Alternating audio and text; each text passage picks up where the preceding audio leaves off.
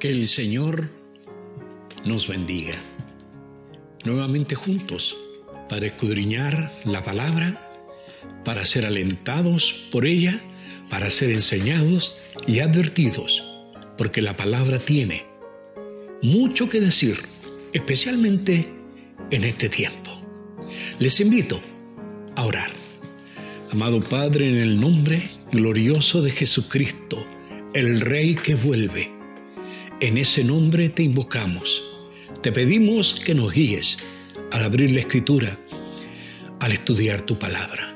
Señor, que nuestro oído esté atento a tu voz, que nuestro espíritu, Señor, hable a nuestro propio espíritu, confirmándonos en tu palabra por tu Espíritu Santo en nosotros. Señor, queremos discernir la verdad. Señor, queremos estar atentos a los tiempos que vivimos. Señor, no queremos ser engañados. Señor, queremos estar fortalecidos, expectantes, esperando tus promesas. Gracias, Señor, porque eres fiel y se cumplirá todo lo que tú has predicho. Te adoramos y esperamos. En el nombre de Jesús. Amén. Amén. Gracias, Padre. Amén. Hemos estado conversando acerca de los juicios de Dios, cómo Dios tiene la facultad de juzgar, cómo su Hijo ha recibido la autoridad y el poder para hacerlo y lo hará. Él juzgará a las naciones. Hemos visto que Jesús, además de tener el rol de rey, sacerdote y también ser el cordero propiciatorio a favor nuestro, además Él es profeta. Y nosotros que ponemos atención a las profecías de Daniel, a las profecías de Joel, a las profecías de Isaías, de Jeremías, de Ezequiel, a todo lo que la palabra nos enseña en cuanto a las cosas que pueden suceder o que inevitablemente sucederán, Jesucristo, el mayor de todos, Él también tiene cosas que decirle a sus discípulos. Y eso lo hizo. Tenemos pasajes en los evangelios sinópticos que nos hablan de eso, especialmente cuando Él se detiene a explicar las señales que habrán de su venida. Y Él está hablando como maestro, está hablando como Señor, como Dios, como Salvador y como profeta.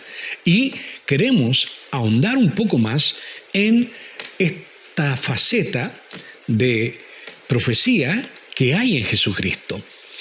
Por eso vamos a conversar acerca de las señales proféticas de Jesús en esta segunda parte. Y vamos a poner un énfasis especial en algunas de las cosas que Él ha dicho. Ya tuvimos la lectura bíblica de hoy en Lucas capítulo 21, se leyó desde el 28 en adelante, y vamos a examinar lo que dice la palabra del Señor, pero tomándonos de este mismo pasaje para no repetir en este momento la lectura que ya se ha leído, veamos qué tan eficaz es Jesús como profeta. Jesús predijo primero la destrucción del templo. En el mismo Evangelio de Lucas, en el capítulo 21, también lo pueden encontrar en Mateo 24, en el capítulo 21 de Lucas, versículo 25, Jesús dice: y a unos que hablaban de que el templo estaba adornado de hermosas piedras y ofrendas votivas, dijo, versículo 6, en cuanto a estas cosas que veis, días vendrán en que no quedará piedra sobre piedra que no sea destruida. Exactamente lo que Jesús predijo, lo que era impensable para el pueblo de Israel, lo que causó asombro a sus discípulos, se cumplió aproximadamente dentro de los 40 años que siguieron. En el año 70, Tito Flavio Vespasiano llega a ser a sitiar a Jerusalén. En este caso es su hijo, porque Tito Vespasiano padre fue proclamado emperador, y es su hijo quien termina la tarea. También se llama Tito Vespasiano, y él toma Jerusalén, destruye el templo, y no quedó piedra sobre piedra. Jesús dijo: esto que veis, que te causa asombro, esta maravilla arquitectónica del hombre, no va a quedar piedra sobre piedra. Se cumplió exactamente como el Señor lo dijo. Obviamente Jesús es digno de confianza, así que esto que estoy diciendo no tiene ningún mérito en realidad, porque no queremos hacer énfasis en si es creíble o no es creíble, solamente queremos decir que es absolutamente confiable en este sentido. Lo que él dijo ahí se ha cumplido al pie de la letra. 70 años después. ¿Sabe que cuando uno lee la historia, yo los invito a leer, es fascinante la historia de la toma, de la guerra de los judíos? Flavio Josefo, un judío que fue hecho prisionero y que llegó a ser el amanuense, el escritor o el escriba, el auxiliar de uno de estos generales, él es precisamente quien narra cómo fue esta toma de Jerusalén y la destrucción del templo.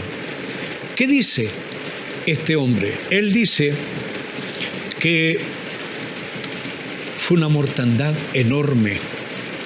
Él dice que se había dado orden por parte del general que estaba a cargo por el hijo de Tito, el emperador, el otro Tito. Él está advirtiendo a las tropas de que no destruyan el templo, no hagan nada con el templo. Pero habían corrido tantas historias sobre que entre las piedras del templo había oro, había tesoros. Cuando el general dio la espalda y tuvo que volver a Roma, cuando volvió se encontró con la sorpresa que no quedaba nada. Habían derrumbado todo y todavía había gente de sus zapadores, de los que escarbaban ahí, seguían removiendo escombros para encontrar tesoros. No quedó piedra sobre piedra. Fíjese que hasta los dirigentes querían preservar el templo, pero Cristo había dicho lo que iba a suceder y sucedió en contra de lo que la historia podría prever. Sucedió en contra de lo que la religión podía prever. Cristo lo dijo y así se cumplió. Primera cosa, estábamos ahí en Lucas capítulo 21. Si yo sigo leyendo, vemos que Jesús también predijo guerras, persecuciones. En el versículo 9 de Lucas 21 dice: y cuando oigáis de guerras y de sediciones, no os alarméis, pues es necesario que estas cosas acontezcan primero. Ahora, si usted se empieza a dar cuenta, hay una especie de orden en esta profecía de Jesús. Y él, de alguna manera, quiere que los discípulos pongan atención a este orden. Lucas, que es meticulosamente exacto como historiador y evangelista, al escribir este evangelio, él se preocupa de que esto quede absolutamente consignado y bien consignado, bien anotado, que no quepa la menor duda. Él dice, estas cosas deben pasar primero. ¿Qué cosa? La guerra, las persecuciones. ¿Qué cosa? La destrucción del templo. ¿Qué cosa? Todo eso. Y él agrega, Jesús, pero el fin no será inmediatamente. Hay un lapso después de la destrucción del templo, después de guerras y después de las persecuciones, especialmente a la iglesia. Hay un lapso. Y eso debemos tomarlo en cuenta también, porque hay algunos que de pronto se ponen muy exaltados con este tema y quieren acelerar procesos, yo no sé qué es lo que quieren, y empiezan a poner fecha. Eso no nos está permitido. Hermanos, el día y la hora del regreso de Jesús no lo sabe nadie más que el Padre. Y Lo que sí debemos hacer es estar atentos a las profecías del Cristo mismo. Él nos dejó estas señales para que no las descuidemos. ¿Se destruyó el templo? Sí, se destruyó. Hasta el día de hoy no hay templo en Jerusalén. Muchos especulan con la idea de que se va a construir. Yo creo que sí, porque cuando el Señor venga habrá templo. Habrá un templo ahí en Jerusalén. El fin, como ya dije, no será inmediatamente. En el versículo 12 de Lucas 21 dice: pero antes de todas estas cosas os echarán mano. Es decir, antes de las guerras empezaría la persecución a la iglesia, o se entregarán a las sinagogas, a las cárceles, seréis llevados ante reyes y ante gobernadores por causa de mi nombre. Todo eso es histórico. Eso ha sucedido. Jesús predijo no solo la destrucción del templo, no solo la persecución de sus discípulos y de la iglesia y de los judíos, sino que también habló de la destrucción y la pérdida de Jerusalén. Dice el Señor en el versículo 20 de Lucas 21, pero cuando viereis a Jerusalén rodeada de ejércitos, sabed entonces que su destrucción ha llegado. ¿Se cumplió? Sí. Año 70 después de Cristo. Lo mismo. En la toma para llegar al centro donde estaba el templo, tenían que invadir Jerusalén. Parecía una ciudad inexpugnable, se demoraron años, pero lo lograron los romanos y vencieron. Y se acabó el pueblo de Israel en su tierra. Y eso creó un grave problema hasta el día de hoy.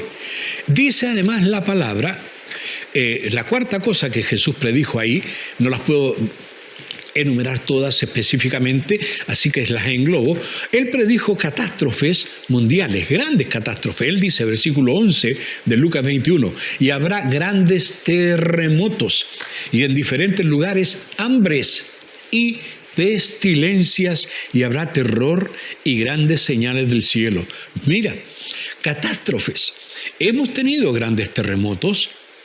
Parece que últimamente esto es mucho más frecuente, son mucho más destructivos, se ha movido la tierra en lugares que antes no se pensaba. Ciudades que han resistido en otras ocasiones ahora ya no están resistiendo. Esto se está multiplicando. Todavía está predicho un gran terremoto cuando el Señor venga, pero eso todavía no viene, pero están predicho. El Señor habló de grandes, no de terremotos, grandes terremotos. Y en diferentes lugares, hambres. En la época en que Jesús predijo esto, la gente sí era pobre, la gente sí tenía problemas, la gente no gozaba quizá de todo el confort que se goza en el día de hoy, pero la gente no se moría de hambre. La gente vivía de la tierra, vivía de la ganadería, vivía del comercio. La gente no se moría de hambre, se podía trabajar por el pan. Cada uno tenía su salario. Tenían que venir catástrofes grandes como sequías o inundaciones para que la cosecha se viniera abajo y la gente pasara hambres. Pero hambre, así como en el día de hoy vemos países enteros, geográficamente zonas que abarcan varios países y hasta continentes, que están muy complicados por causa del hambre en el día de hoy, donde hay tanta abundancia al parecer. Hambres y pestilencias, pestes. Y ya hemos hablado algo acerca de esto. Nos suena bastante contemporáneo esto. Hermanos, estamos viviendo tiempos en que esto otra vez está atacando a la humanidad. Este mundo globalizado se enferma globalmente también.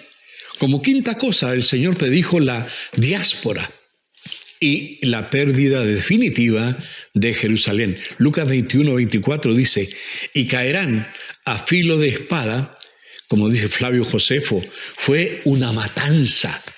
caerán a filo de espada y serán llevados cautivos a todas las naciones. Y Jerusalén será hollada por los gentiles, hasta que los tiempos de los gentiles se cumplan. Aquí hay algo muy grande. No puedo ahondar en el detalle de esta profecía específica, porque es muy extenso. Pero a lo largo de una serie de mensajes vamos a ir ahondando más en todo esto. Jesús predijo que Israel iba a ser disperso nuevamente. Jesús predijo que perderían la tutela sobre Jerusalén durante un largo lapso de tiempo llamado el tiempo de los gentiles. Pero cuando ese tiempo termine, Dios vuelve a retomar, vuelve a poner a Israel en su tierra y vuelve a poner a Israel en el control de la ciudad santa. La ciudad santa no es Roma, la ciudad santa es Sión, Jerusalén. Ahí nació la iglesia, ahí partió Jesús, ahí volverá, ahí reinará. Entonces, amados, es interesante ver que esto también se cumplió. ¿Y qué pasa con esto en los tiempos de los gentiles? Voy a adelantar un poquito. Los tiempos de los gentiles se están terminando. El hombre está llegando al colmo, por eso en el mensaje anterior hablamos de que Dios tiene preparado un juicio para las naciones. Podría hablar de los distintos juicios que hay, lo haremos en algún momento, pero ahora estoy deteniéndome en la profecía misma de Jesús. Y Él es el que dice que iban a caer a filo de espada. Él es el que dice que iban a ser llevados cautivos a todas las naciones y que Jerusalén sería hollada, pisada, es decir, mandada, gobernada por otros que no sean judíos. Hoy día Israel está ahí. Hoy día Israel tiene cierta potestad en ese territorio, pero no todo el territorio que Dios tiene para ellos. Y no todo Jerusalén. Parte de Jerusalén pertenece a Jordania y otras ciudades que para nosotros son muy significativas y que eran de Judá, como Belén, por ejemplo, también pertenece a Jordania. Entonces debemos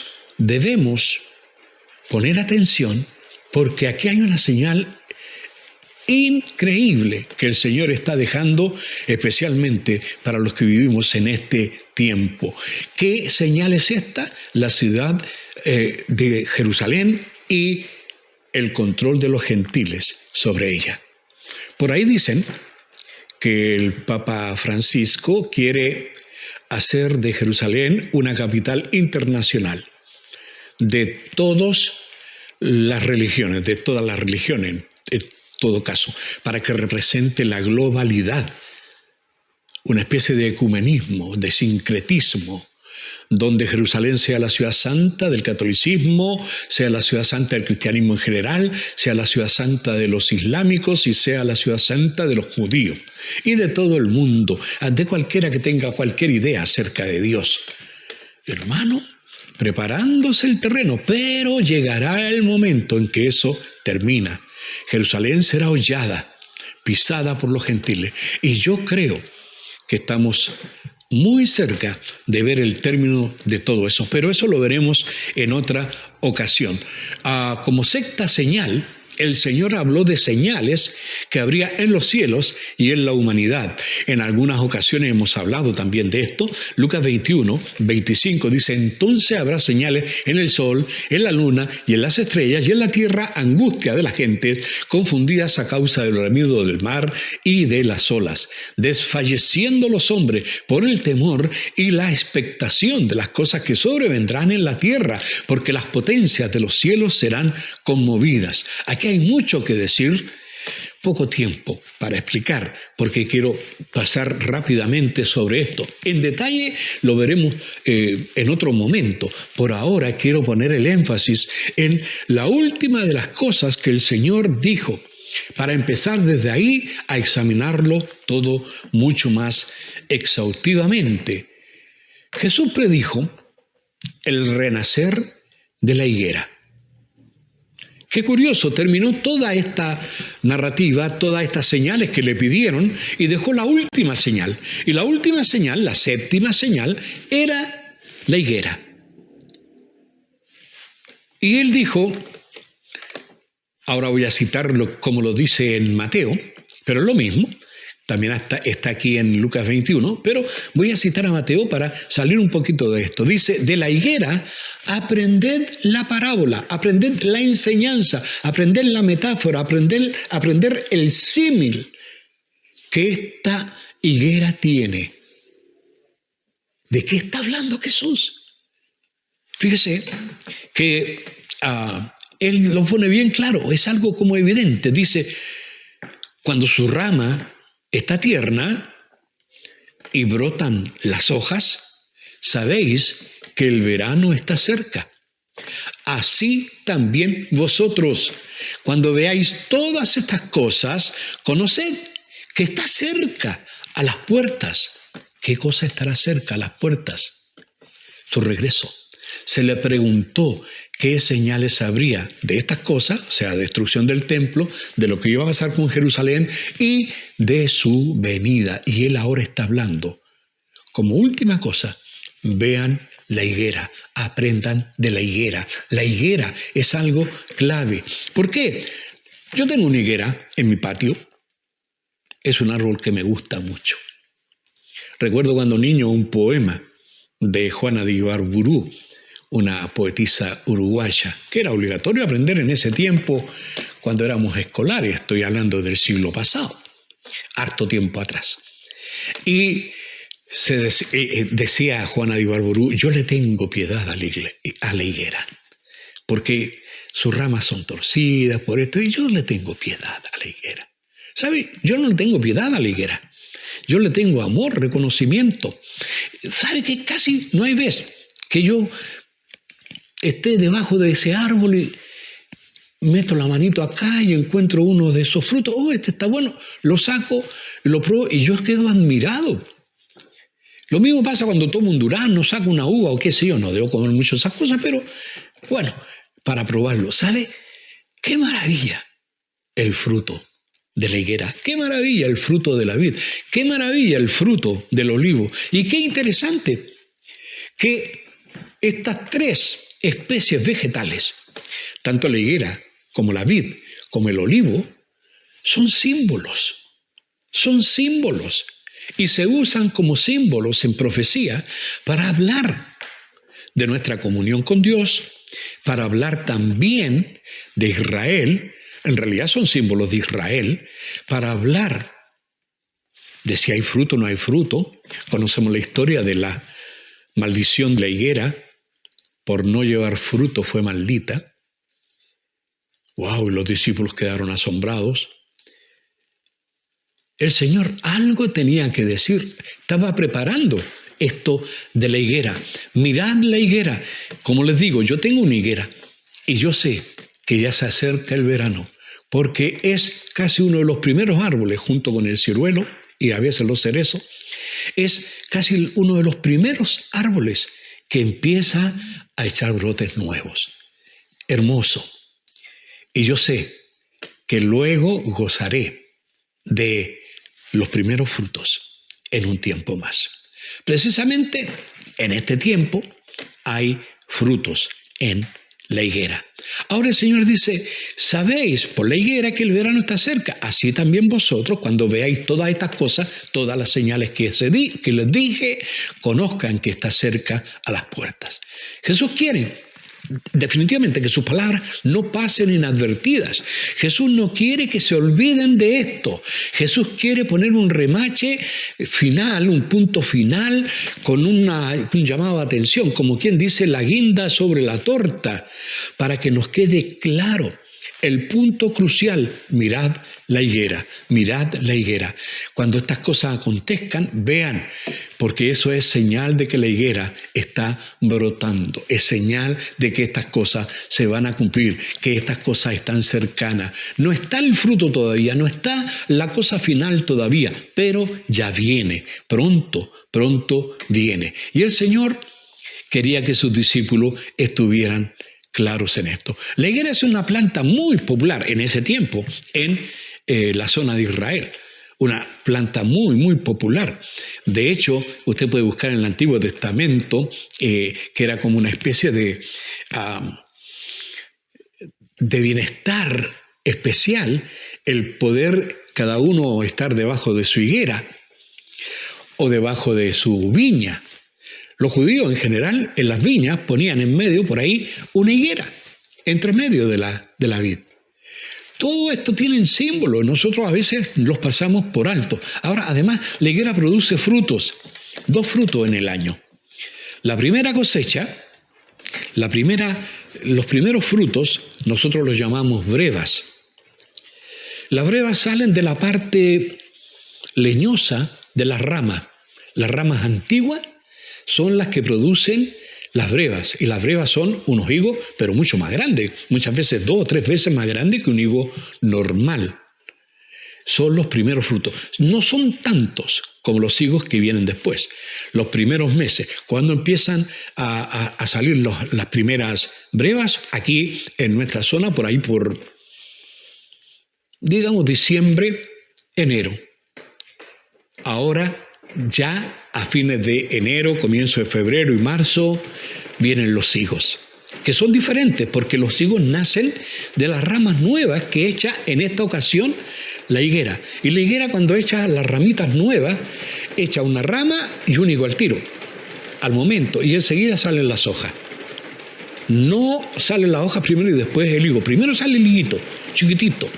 Bueno, no quiero hacer una clase de jardinería, ni de horticultura, ni nada de eso, o fruticultura en realidad. Es interesante esto. Cuando el Señor toma como comparación a la higuera, está diciendo que debemos poner atención. Cuando veamos que las ramas de la higuera están tiernas y que brotan las hojas, nosotros debiéramos saber que el verano está cerca. Así también, cuando veamos que estas cosas que Él predijo, estas 7 cosas que hemos agrupado en 7, en realidad son más, pero las hemos agrupado en 7, estas cosas se cumplan o estén cumpliéndose, debemos estar atentos porque el verano está cerca, muy cerca. Ahora, en las Escrituras, para poner esto mucho más claro y entrar más a terreno profético y abrirnos los ojos a lo que sucede hoy día, la higuera en las Escrituras se usa también como en un sentido figurado, refiriéndose a Israel. Ya lo mencioné, pero ahora quiero probarlo un poco más. En la primera fábula que aparece en la Biblia, que sería interesante que ustedes leyeran, no la voy a leer ahora porque quiero incentivarlos a que usted busque estas cosas en la Biblia. Está la historia de Jotán, uno de los descendientes de Jerobaal. Jerobaal era otro nombre dado a Gedeón. Ahí está en el libro de Jueces, en el capítulo 9, versículo 10 en adelante, aparece la historia de Jotán. Y él cuenta una especie de parábola, una especie de fábula, donde incluye a los árboles. Y entre esos árboles está incluida la higuera, está incluido la parra también, la vid, el olivo, que es interesante. Pero véanlo, por favor. Estamos hablando de un tiempo en que alguien usurpó el trono, matando a todos los descendientes de Jerobaal para que no reinaran. Pero pueden buscarlo en Jueces capítulo 9, versículo 10 y 11, por ahí. Ahora, Jeremías, en el capítulo 8, versículo 13, dice: «Los cortaré del todo, dice Jehová. No quedarán uvas en la vid, ni higos en la higuera, y se caerá la hoja, y lo que les he dado pasará de ellos». Aquí hay algo profundo. ¿Qué es lo que Dios le había dado? La tierra. ¿Qué es lo que Dios le había dado? Jerusalén. Pasará de ellos. Iban a perder esas grandes bendiciones que Dios se les había dado. Ahora, me salto al versículo 24, la segunda parte dice: «Me mostró Jehová», ahora estoy en el capítulo 24 de Jeremías, «me mostró Jehová 2 cestas de higos puestas delante del templo de Jehová». Otros símbolos, 2 canastas de higos frente al templo. ¿Referencia a qué será? Obviamente a Israel. ¿Referencia a qué será? Obviamente a Judá y a Israel. Usted sabe que Israel se dividió en 2. Por una parte, en el norte, el reino de Israel con 10 tribus, y por el sur, el reino de Judá con 2 tribus también, Judá y Benjamín. Es importante que recordemos estas cosas. Sigue diciendo la palabra en el capítulo 24 de Jeremías, versículo 2 ahora. Una cesta tenía higos muy buenos, como brevas, y la otra cesta tenía higos muy malos, que de malos no se podían comer. Los 2 cestos de higos sobre los desterrados, de los cuales hará Jehová un pueblo suyo. Léelo, está en la Biblia. De eso está hablando. Ahora, cuando Jesús habla en Lucas 11, versículo 21-28, cuando estas cosas comiencen a suceder, erguíos y levantad vuestra cabeza, porque vuestra redención está cerca, está aclarando, está poniendo este broche de oro, como ya les dije a esta profecía, poniendo como referencia a Israel mismo. Israel como señal a las naciones, Israel como señal del juicio de Dios, Israel como señal de la misericordia de Dios, del poder de Dios, porque pese a todo pronóstico, Israel, que había dejado de ser nación, volvió a ser nación. Contra todo pronóstico, Israel, que había perdido la capital, Jerusalén, vuelve a poseer la capital de Jerusalén, aunque no totalmente. ¿Qué falta? Reconstrucción del templo. También les será repuesto, también llegará. Ahora, hermanos queridos, pongan atención. Recuerda que yo les cité a Mateo 24, pero ahora vuelvo al texto que leímos ahora en la lectura bíblica. También les dijo una parábola. Estoy hablando de el versículo 29 de Lucas 21. Dice, mirad la higuera y todos los árboles. Mirad la higuera y todos los árboles. No solo la higuera, todos los árboles. ¿A qué se está refiriendo, hermano? Muy simple. La higuera es Israel y todos los árboles, en esta figura literaria que está haciendo Jesús, son las naciones. Entonces, miren a Israel y miren a las naciones. Hermano, eso es lo que viene. Miremos a Israel y miremos las naciones. Cuando brotan, no va a brotar solamente, no va a haber solamente este resurgir en Israel, sino que en las naciones habrá una especie de efervescencia también. Y es lo que nosotros estamos viendo.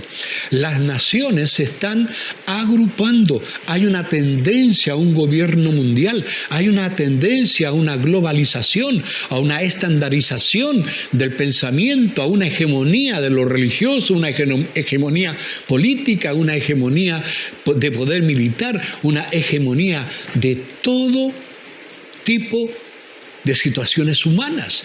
Hermanos, cuando esto esté sucediendo, sabéis, por vosotros mismos, no necesitan que nadie se los diga, ustedes mismos tienen que darse cuenta. Si cuando ven que las hojas de la higuera empiezan a brotar y salen los higuitos, sepan que el verano está cerca. De la misma manera, cuando ven los árboles que empiezan a brotar, sepan que la primavera está cerca y el verano viene. El Señor está diciendo, ustedes mismos, dense cuenta. Hermano, tú no necesitas mensaje, tú no necesitas que te lo recordemos, tú no necesitas que el pastor te lo machaque y te lo recuerde, que te machaque. Tú necesitas por ti mismo mirar.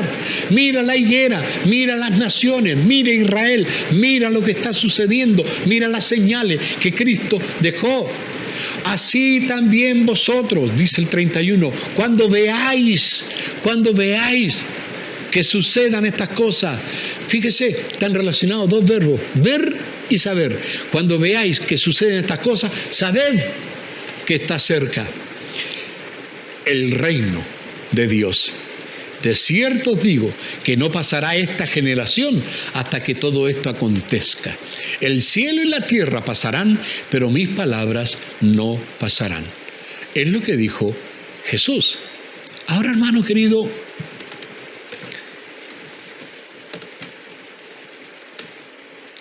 ¿qué pasa con la higuera? ¿Qué pasa con los demás árboles? ¿Qué está sucediendo? ¿Qué es lo que viene? Una cosa cierta, mucho de lo que Jesús dijo ya se cumplió. Hay algunas cosas que él dijo que tienen doble referencia, es decir, se volverán a cumplir, porque el cumplimiento anterior fue parcial, aunque en su momento era completo. Ahora viene lo definitivo. Hermanos queridos, he escuchado a algunos que sacan cuentas y hablan del año 1948, cuando Israel vuelve a ser nación, por decreto de las naciones. No se llamaban Naciones Unidas, pero por decreto de ellos. Cuando esto sucede, para muchos comenzó el tiempo. Para otros, esto comenzó a correr el tiempo de esta generación última en el año 1967, cuando Israel reconquista Jerusalén. Pero Jerusalén no es totalmente de Israel. Todavía falta. Pero hermanos, la higuera está brotando. Los ojos puestos en Israel. Algunos exégetas bíblicos piensan o dicen que Israel es el reloj de Dios. Yo creo que Israel es una señal, una fuerte señal. ¿Cómo volvieron los judíos allá? ¿Cómo es esto? ¿Sabe usted que hay innumerables profecías que nos hablan acerca de eso? Pero no puedo tocarlo todo en el día de hoy. Sí ahondaremos. ¿Qué sucederá con las naciones que rodean a Israel? ¿Qué sucederá con Israel mismo? ¿Qué hay de lo que viene? ¿Qué cosas más debemos atender si seguimos esta amonestación de Jesús, de estar atentos y ver por nosotros mismos? Cuando veáis estas cosas, sabed, ver y saber. Ya. ¿Sabe? Después de esta serie de mensajes, espero, todavía faltan otros mensajes, pero después de esta serie de mensajes espero que de alguna manera tengamos la capacidad de ver y saber. Ver lo que pasa en el mundo. Las noticias ya no serán más igual para ti, porque todo tendrá un sentido nuevo. Todo va a encajar. Algunos piensan que una generación dura 70, 80 años, lo más robusto. No voy a tocar eso ahora, pero sí lo menciono. Si fuera así, el año 2027 pasarían los 80 años desde que se tomó Jerusalén de nuevo. No digo que Jesús viene. Algunos dicen que viene en septiembre de este año. No estoy diciendo eso. Estoy diciendo, miremos la higuera y estemos atentos. Miremos para saber. Hermanos amados, vive una vida consagrada. Vive una vida de oración. Vive una vida de fe. Vive una vida con esperanza. Vive una vida con ánimo, con ganas. Vive una vida de ferviente amor a Dios. Vive una vida donde proclames la grandeza del Señor. Que seas un evangelista, que seas un misionero en tu propia casa, que seas un propagador de la buena nueva, porque todavía hay tiempo de salvación. Que el Señor haga de ti el testigo fiel que el Espíritu de Dios quiere que tú seas, porque Él te da el poder para hacerlo. Que Dios te use. Santifica tu vida. Sírvelo. Gózate en Él. Él viene. Las señales se están cumpliendo. En próximos mensajes ahondaremos más para gloria de Dios, para gozo de nuestra alma y para llamar la atención de aquellos que no creen. Que el Señor bendiga tu vida. Que el Señor bendiga tu casa. Amado Padre, en el nombre de Jesús, quiero entregar en tus manos a esta congregación, a todo aquel que escuche esta palabra, que de alguna manera, Señor, Vean y abran los ojos. Que aprendan, Señor, que si las señales están cumpliéndose, es porque el verano está cerca.